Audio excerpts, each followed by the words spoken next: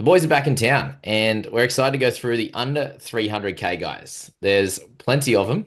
And firstly, I'm going to ask you all, how many 250k and below guys do you ideally want in your side? If you had the perfect world and they seem decent enough, how many would you want, Matt? How many would I want in the perfect world? If they were all starters in my team, I would want as many as I could. No, not as many as I could, but I mean, I would want eight, like if they're all ones I could start on my team. But I think in a realistic sense that some you might be able to start and some you're going to have to put on the interchange. I think six is what I'm Hmm? looking at. Like I think I have five in my team right now. Cool. Nikki? Yeah, no, that's kind of. I was just having a check there. I think I've got five at the moment and a couple of 300k guys, and they can obviously switch. Those 300k guys could easily become some of these 250 guys, depending on team lists, etc. So somewhere around that 5 to 7, I think, is totally fine. Hmm. And then yeah, it just depends on because we've got a couple of it just depends on how playable they are. That's the thing. Like you want to make sure that at least a couple of them you're fairly confident in Yep. starting. So the likes of if Duffy gets the spot, for example, I'm quite happy setting him on my bench and he can play. Hmm. Whereas some of the other ones that we kind of talked about might be a bit dodgy that you want to loop or so on. So yeah, somewhere between that 5 to 7. But just make sure if you do have seven that you're comfortable with a few of them actually taking their points. Definitely. Lucky? I'm going to go a bit different here, strategy wise. I'm going to say four, but we're kind of pushed into taking more this year, I reckon. So we've got all these mid-range guys we want to fit in, and all these cut price keepers we want to fit in, and having those real cheap guys enables that compared to all these 350 guys like Nwanga Nitawase, Iongi, even like the Finifuyakis and Tuolagis of the world. It's just a little bit higher, and having three or four of those is equivalent to having like a 600k guy and a cheap guy. The problem with these 250k guys is if they bust, it is super hard to pry them out of your team compared to a 350k guy. So I'm possibly going to think of taking less so that I only have a couple that fail, and then I can pivot to the ones that I like in round two. Yep, that makes sense. And Mitch, on your end? Yeah, mate. Currently, I have six, and six I'm very, very happy with. Like Nikki said, playing Duffy, I think is a really good strategy for everybody. So with that comes opportunity to spend up. You know, the guns and cows strategy typically works, and it's been a thing for a while now because it gets results. And similar to what Scoop said, if you have that 250 guy you can play, you can turn a Tuolagi into a 600k guy.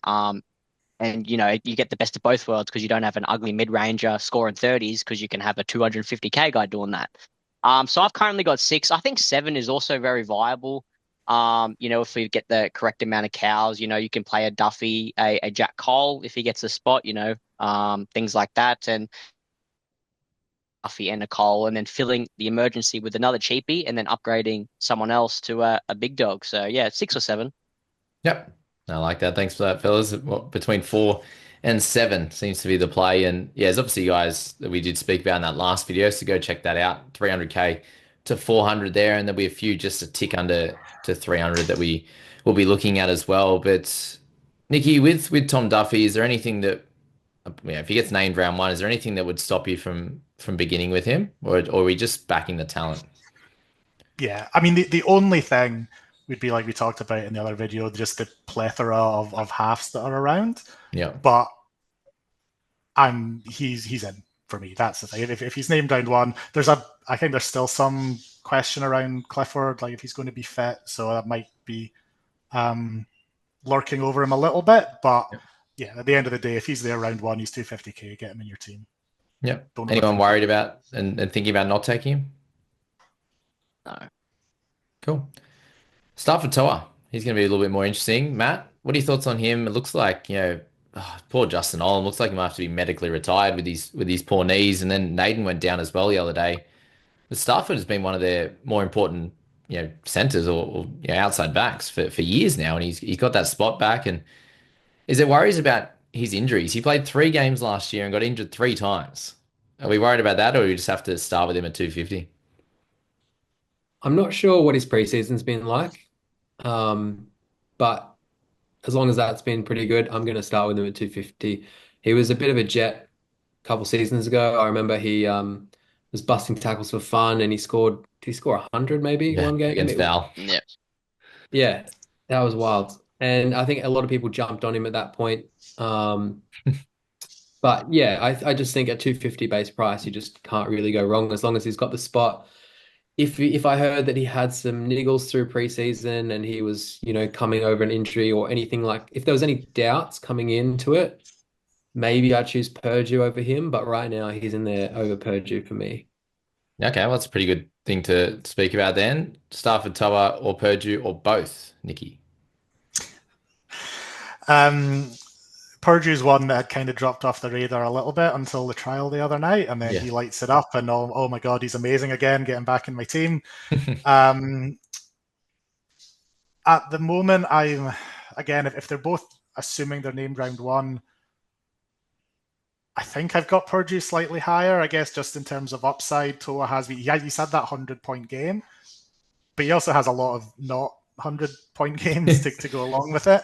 And Purdue's a bit, he's a young guy. He's clearly got a lot of talent. He could come and kind of light it up a little bit. So I'd maybe have him slightly over Toa. But again, I don't think you can, unless somebody gets injured or loses their spot, I don't think you can really get a lot of these decisions wrong.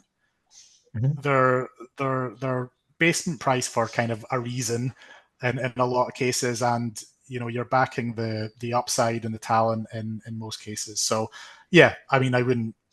It's a feel thing. Maybe you decide you've got enough Tigers, so you don't want another one and go for Purdue. That might be just a deciding 50-50 thing of where you land on some of these guys.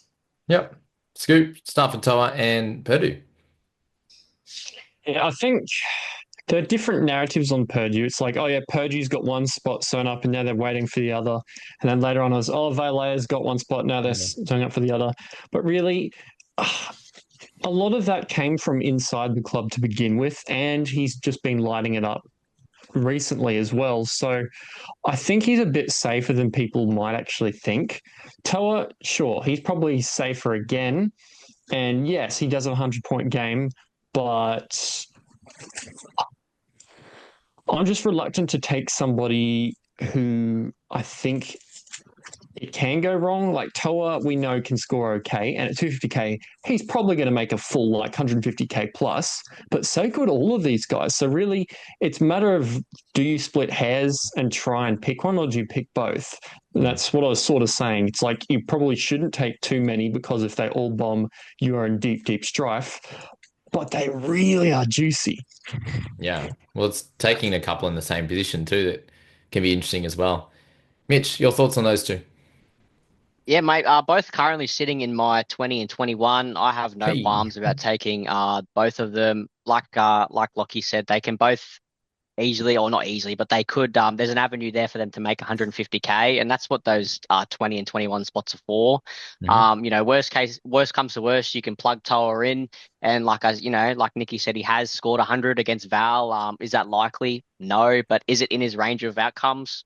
I suppose so if he's done it before. So, yeah, really unlucky year last year, 3 games, 3 injuries. But a few years ago, 2022, 2023, he was at 500, 550k. So we're not expecting him to get up there, but he doesn't need to. I see an avenue where both of these guys earn a bit of coin, and round 2 maybe you need to play one, round 3, 4 you need to play one, and that's fine. You get a 30, and they keep making cash. It's yeah, no qualms. They're both in my side, and I'll be taking both of them if they're named.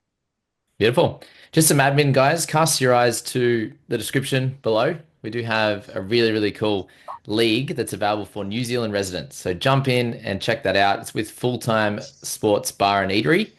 And all you have to do is jump on and follow them on Instagram, copy the message fantasy, and they'll give you the code for that. And the winner comes away in 2026 with 2 tickets to Magic Round with accommodation as well. So happy days on that front. Get around that if you're from New Zealand.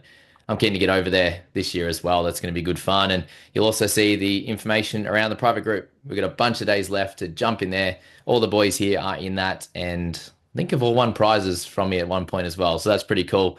And they love it, obviously, and they're here to help me out in this side of it as well. So jump in, check all that out, and do hit subscribe and follow, guys. We're almost up to 13,000 subscribers, which is just wild thinking 5 years ago I started this and I was doing the old screen share from my iPhone. So thanks to you guys for all for watching. And if you were around from the day dot and you remember that, let us know in the comments as well. Koga, he's still playing for the Bulldogs apparently. So can we pick him for the Eels as a starting back rower? If he's named there, Matt, there was, he was named there and then he didn't play. He got cut out 24 hours before their trial. Does that worry you, or is it just more of a factor if he's named there to start, we'll pick him? It worries me just because he plays in the last game of the round. Yeah. So if you get to the 24, if you get to the 1 hour update on that day and he's taken out of the squad, you'll have to pivot to someone else at 250k, which is Ouch. going to be no one because no one's going to really play in that game. I don't think it's going to be 250k. No. Maybe Kane Bradley is he in the game yet? Yeah, maybe. Well, yeah, they got a few injuries, don't they? Old Storm in that one. So yeah, but that's a hell of a concern. That's for sure. But So yeah, he's come out of my squad just because of that concern. mm, If he gets named, he'll at edge, he'll probably go back into my squad, and then it'll be tough. I'll have to, create a plan for if he doesn't get named. I guess you could always use him as a looper if he's just emitted from the side. But if he's on the bench and he's getting like 15 points, it's really not going to be a good time. The good thing is you can just pivot week 2, week 3 to a Purdue or a Toa if you've missed one of them. So mm. not the end of the world, but yeah, it's out of my side at the moment. We'll see. No, that's cool. Probably a quick question for you, mate. If he was to be named, which cheapie comes out of your side right now? I think that's a fun question. That's a tough one. That is a real tough Nikki, one. you can answer that one while he looks. I need to check as well. Um, he's just a centre at the moment, isn't he? And you Yeah. get that at centre edge, Jill. I mean, I've got Gauze in there at the moment as a cheapy edge yeah. on the back. Again, just sitting there that I'm not particularly thrilled about, but kind of wanted some edge coverage. So yeah, maybe instead of him, if I had to replace somebody. Okay, cool. Did you work it out, Matt? Yeah, I think it'll either be I would just downgrade a Fene or a Tuolangi or one of these other mid-rangers that maybe the bench makeup isn't looking as good once we see team lists and we need to pivot away from one of those guys. Mhm. Or it's just going to be a like for like for a Toa. But I'd have to have a lot of confidence that he was actually going to start if I was going to take out one of these other cheap centers. Yeah, makes sense. Lockie, Mitch, are you guys pretty 50-50 and thinking a similar line? He's probably near the bottom of my calculations just because, why did he disappear? Why is he still named in the Bulldogs and he's not going to get 80 minutes compared to Tuolagi? So, yeah, he's still probably going to do all right, but not for me with all these other guys.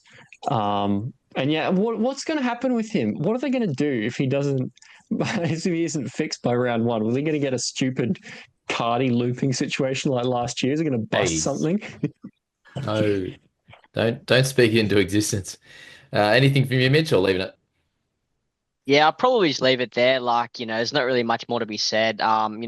If he was to get the, 60 minutes on an edge, it's probably something to look at. But right now, it's all speculation. I don't really look into too much why he didn't play the trial. It is a trial at the end of the day. So, if we guaranteed, a Cole, Sandon, Duffy, Toa, these sort of guys who have that job security, I'd probably lean to take those. However, a 250k back rower who is not a back rower and he's a center in fantasy, you have to look at. So I Yeah. just wanted to see if he's actually gets named and what happens there. Yeah, beautiful. Jack Cole, Matt, it sounds like from today that Talangi's not going to be right for round one, and Jack Cole will be in that spot. We'll find out by the time, yeah, just after this video pops out, we'll know. But does he come into your straight into your side? Do you just play him if he's there round one, or are we worried about those other factors? I don't think he comes straight in my side. I'd have to have a bit more of a think about it. If the runway is only a couple of weeks, then I probably won't go there. Mhm. But if it looks like it could be one of those things that stretches out into potentially a month, then I think I'll probably go there. But as I said, like you're gonna have to take out another good cheapie with job security to do it. So I don't know. I'm not super stoked about doing that. Yep. Mitch? Yeah, mate, he's in my side. If he's named, I will be taking him. Um, Maybe potentially you could figure out if you want to play him or not. I mean, he came into the game with a 33 average price at 250K. So, uh, like I said in the other video, this is one of the ones where it's really good to take a risk. It's round one. He averaged 33, comes into the game at 250K in the best side in the comp. If he gets 3 or 4 weeks and he makes you 90K, you're happy with that. But if he gets a bit of a longer runway, he can make big coin as that cash cow. And yeah, you can even play him if that's how you wanted to use set your team up. So he's in my side and I'll happily take him. Yep. Lockie, any love there? I just like the goal kicking halves a little bit better than him at the moment, especially if there is an injury worry that he's going to miss. He's great, but I think the others are, barring injury, guaranteed to do really quite well. I guess there's some insecurity on Duffy, but really he's sort of been that front runner throughout the preseason, so I'm happy with him keeping the spot compared to somebody like Cole. Yeah, Cole still could make 200K. It's very easily for him to do that if he just stays in the team. Yep. Anything for you, Nikki? I think he's probably number 6 on my list of halves, but I'd still put him above the Toas and the likes of the world in terms of who you would, just positions aside, who you would want and who you would want to score. I think there's something to be said as well for having some cheapies, at least one or two, playing in this first round. So at least we know we've got them locked in. There's a lot of guys that we've said if they get the spot, if they get the spot. And if you pass on a Cole or some of the other ones to Malley or Mclean now, on the assumption that the other ones would get the spot, and then Duffy does drop off and Sandon Smith gets injured in training or something, and we lose some of the ones that we were counting on, it can be quite hard to kind of rebuild maybe the type of team that you had. When we talk about those number of cheapies, if we've missed out on a few and then we lose some, it can be quite hard to get that team that you had in your head back. So, there's something to be said for getting at least one or two of the cheapies in the first round. Yeah, definitely. That's a great point. Thanks for that. And Jesse McLean, that's one of those guys that you did just mention. It sounds like guys like Toa potentially in doubt. So it could be really frustrating. We could get both McLean brothers, but not know which one is going to stay in that team. So what are our general thoughts, Scoop, on that situation? If Jesse's there, do you roll with him, or we're just trying to find out more information before you make that decision? Yeah, you always try and find out as much as you can. It sort of felt like Jesse's getting his nose ahead, but the clarity is going to be gone if Toto's not there. So I think that I'll still take him. As you said, Nikki, there's scope to take these guys who you definitely know are going to be there.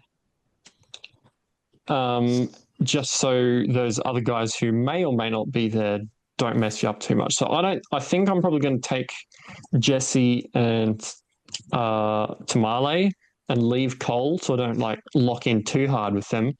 Because I guess it is possible to go the other way. If you lock in like 250K guys from that, and then you still do have the others, well, can you take 8? It's who do you leave out? I think I'm going to go a bit middle and get 2 of them. Yeah. No, they're all really good points. Thanks, guys, for that. Yeah, we'll leave the other guys with Jesse. I think it is a bit of a wait and see. My thoughts on him, but plenty of talent in a great side. It's hard to not take those outside backs. But let's go for this. One of these edges for the Waz. We're going to have Kurt Capewell, but are we going to get a Jacob Laban? Are we going to get a Valmarga? What are your thoughts on those two there, Nikki? Any love for any of those two? Yeah, I think there's been a fair bit of talk with Laban recently. I don't expect any of them to get the spot, but I think if they did, particularly Laban, I think he comes straight in. I mentioned I've got Gauze in my team, who again is just that cheap edge, just for the sake of a cheap edge. So I think Laban's probably a better prospect than him. So yeah, he would come in for me, but I can't really see it happening, to be honest. Yep. Mitchy?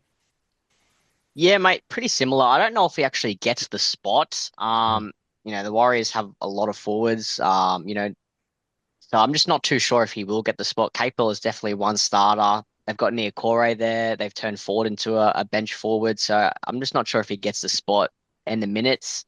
We already have a pretty good assortment of sheepies that we are, as confident as we can be who will get the spot. So if you end up taking a Laban and he doesn't really work out, or you take Laban and you fill that spot, and then we get more successful cheapies, it kind of can ruin your team balance a little bit. If he starts, he's definitely an option at that price. But for me, I'd probably look to fade him, I think, at this stage. Yep. Does anyone have any different thoughts to those? If you're going to take a pod for the sake of taking a pod that you think, yeah, he could do all right, well, he could do all right, but will that be better than the alternative? And with the risk there of not many people having him and only you being burnt, probably not one to go for, I'd say. Yeah, that's fair. Maddie, any love for Royce Hunt?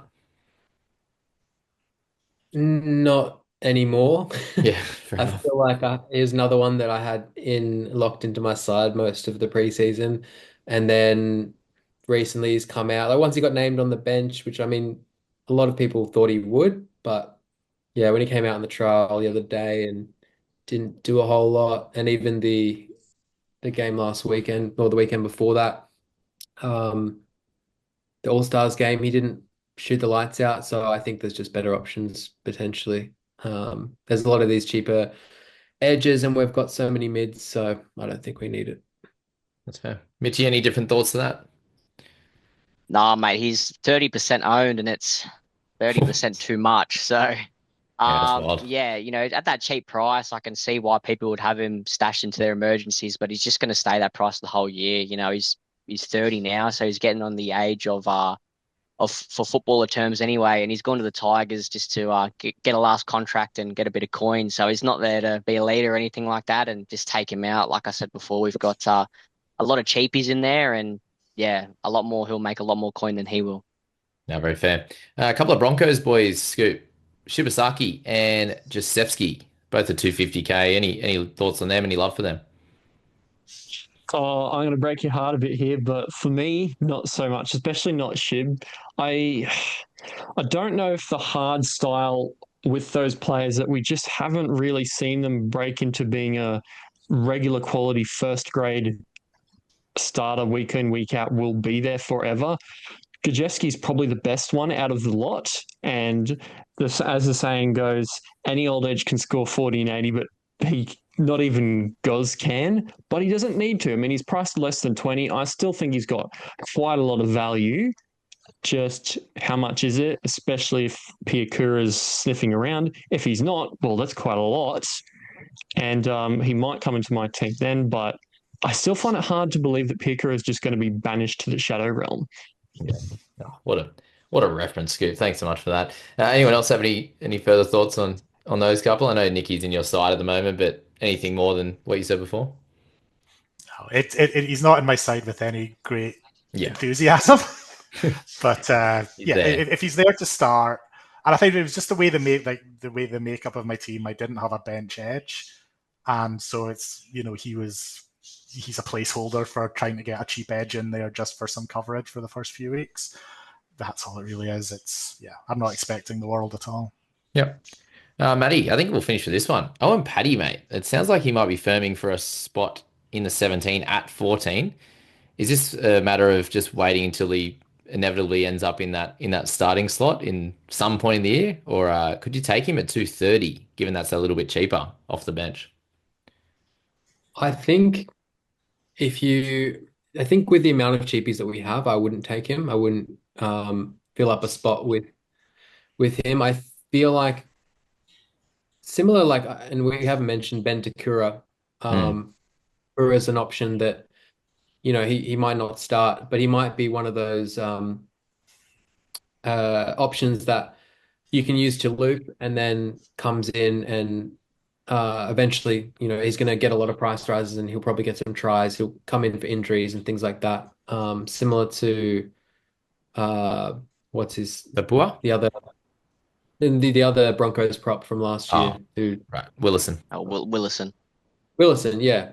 He wasn't starting round one, but I know a few people that took him and then they just used him as a loop and then he came in like round three, round four, something like that, and started bumping up the price. So I think I would leave him just because he might get like 11 points, 15 points, and therefore you're just not going to get any price rises. When he does get a good score, he'll have that in his average. But as soon as he comes into a starting role, or if he comes out and gets a 50 off the bench or whatever, and looks like he's going to get decent minutes, then maybe we pivot to him after a few rounds.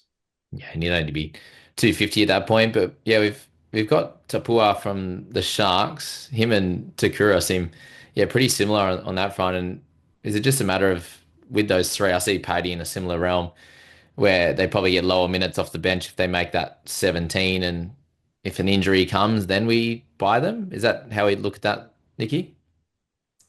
Yeah, I think we're getting really into the weeds now, and we're This looking is at these it. guys for our starting lineups. Yeah, I think Paddy, what we saw in some of the trials, looked really really good. But yeah, I mean, I'm not even going to really put a lot of thought into it until we see him getting a decent sized role. And same with those bench forwards. They'll stay basically their same price as long as they keep getting these little cameos off the bench. And if they ever get a start, then yeah, we can think about it and we can get them in at that point. They can be good cash down, cash out options.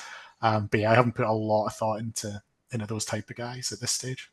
Yeah, easy. And they're just the guys I do need to mention because you'll look at ownerships come, if Paddy's named in that 17, I reckon that ownership will rise. So I think it's cool to talk about these guys and just warn people that this is probably what it's going to be like. And, he might come on like, what's the youngster from the hooker from the Panthers that would come on and score a try that everyone was obsessed with. It'll come Oh, to my Sonny name. Luke. Sonny Luke. Yeah, he come on and, knock out a 40 in 20 minutes. People buy him and then he's a trap for the rest of the year. So that could easily happen. 57 average, Sonny Luke. There He you was go. the last year he was always at the top, well, pretty much the top of the averages with his one That's game right. for 57, and then disappeared.